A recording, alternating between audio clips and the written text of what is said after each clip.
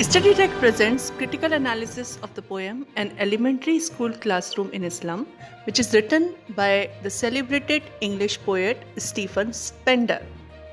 Dear friends, Stephen Spender was a socialist and pacifist, was born in 1909, and most of his works are based on the theme of social injustice and class struggle. This particular poem, An Elementary School Classroom in Islam, also talks about the same theme. This poem was first published in a book called The God That Failed in 1949. The poem talks about the unpleasant lives of the children in the slum area. Spender has used a lot of images to portray the underprivileged and the plight of slum children, and he has also talked about the role of government and authorities to uplift them. The poem doesn't have any rhyming scheme, it is written in free verse. Now, there are 4 stanzas in this poem. The first stanza talks about the students in a slum classroom.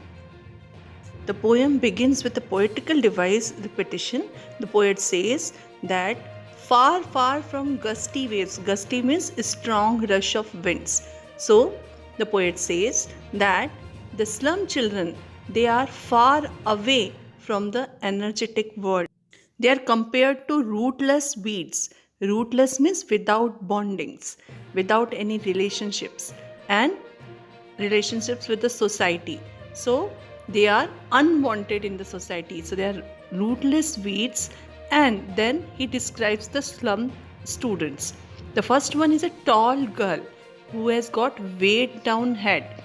Weighed down means she is ill and exhausted.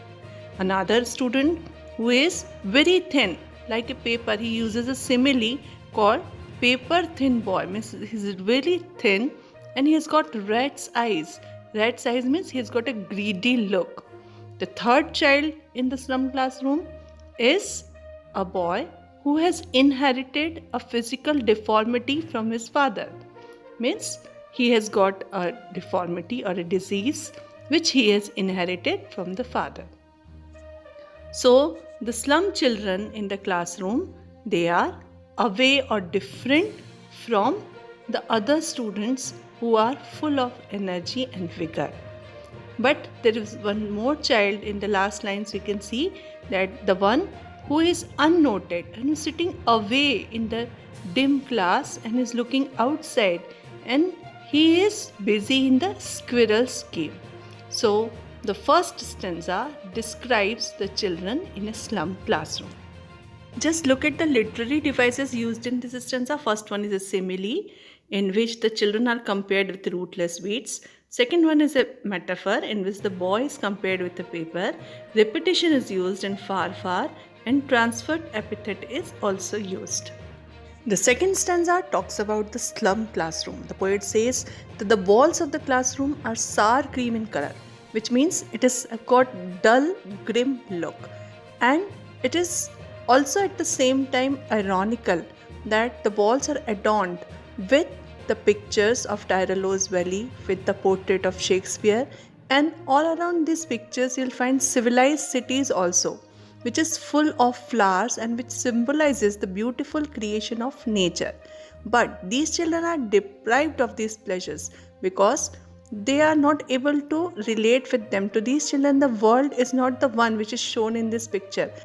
The poet says that the world is made by rich and powerful people, and there is no space for these slum children in that world. So they are trapped in slum and there is no wide scope of development for them. Their future is dim and hopeless. He uses a metaphor, a narrow street sealed in with lead sky. Means their life is compared to a street which is narrow and which is blocked by a lead sky. Means there is no scope of development. It is future is dim and hopeless. It is foggy. It is uncertain and there is no hope of any development. So there are no options in the lives of these children. They are filled with dismay and they are far away from bright light of knowledge.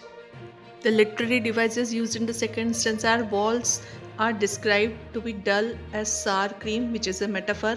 Future of the kids is described as limited with narrow streets. It is also a metaphor. Assonance is used in repetition of vowel sound in belt, flowery, Daedalus valley. Allusion is used when he uses the word Shakespeare's head in Daedalus valley, and repetition is also used in far, far. Now let us come to the third stanza. In this stanza, the poet says that Shakespeare is wicked. Wicked here means meaningless. Means the works of Shakespeare, which is full of knowledge, they are meaningless for these children. And the world map in their classroom is a bad example for them because it is not motivating them or inspiring them to do some good work. It is inspiring them or tempting them to steal. So it is a bad example for them.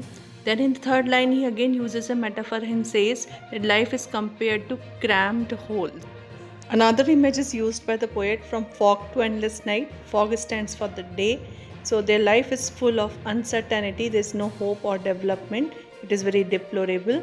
They live in very unhygienic conditions like slag. Slag means in the area which is full of garbage, and they wear skins peeped through by bones. Means they are really very thin and malnourished, and they are very skinny, and their bones are visible from their clothes, and means they are very thin, and they are really unfortunate that they are using uncomfortable things.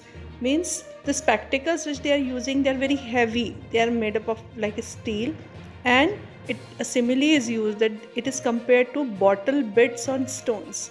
Means the spectacles, they are mended in such a manner as if a bottle bits are put upon the stones. So the life of these children, they are foggy, they are uncertain and unclear, and it is a sort of a blemish on the world map, and it is compared to doom. Doom means death. So it is as big as doom on the world map. In the last stanza, the poet talks about the responsibility of the government, and the inspector means the bureaucracy and officials, and visitor means the social workers who should bring about a change in the life of these children. They should visit these areas and they should try to bring change in their life, and they should make the world map a reality. They should be provided with opportunities, and they should be moved away from that place. The slum life has forced them to lead a very miserable life, like they're living in underground graves. So they should be open, they should be broken, and they should be taken away to beautiful world which is full of green fields, means clean environment, and they should be brought in bright sunshine. Azure means bright blue sky, and gold sand means the bright sunny atmosphere. So they should be taken away from these slum areas, and they should be first provided with opportunities and knowledge, that they should be inspired to gain knowledge. White and green leaves stand for, white stands for books and green stands for clean environment. So this will help in their economic empowerment. The last line poet says that history is there whose language is son. Means only those people are able to make a mark in this world who have good command over language, communication skill, who have got confidence, who have got positive approach towards life. So these people are only successful who are positive, confident, full of good communication skill. So they should be provided with all these things, and in this way the life of the slum children can be improved. So I hope you must have understood this poem, and you should also note down the imagery used in this poem, because this poem is written with very beautiful imagery, and the picture of slum children comes in front of our eyes when we think about all these images.